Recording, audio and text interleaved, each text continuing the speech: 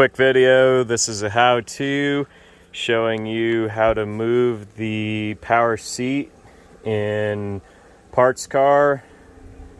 This is a car that's got no engine, no steering column. It's been really torn apart, and so you can't just hit the switch. And first step you're going to do is you're going to look underneath and find your power wire, which in this case for the 80s GM car is that orange power wire. And then you're going to look up in your fuse box, see where that comes in. I've already loosened it to pull out. So you take that off. Next step, there's these little plastic covers and the seat bolts are under those.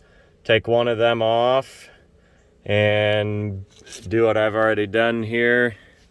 You put your negative battery cable on that seat track, bolt it back down with the factory seat track bolt. That seat track is metal, so that's what it grounds to.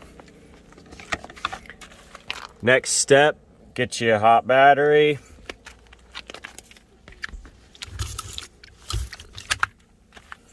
Put it on the floor, connect your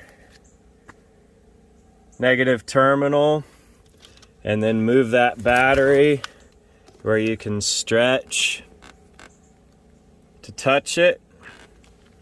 And I'm doing this one-handed, so I'm going to take the switch,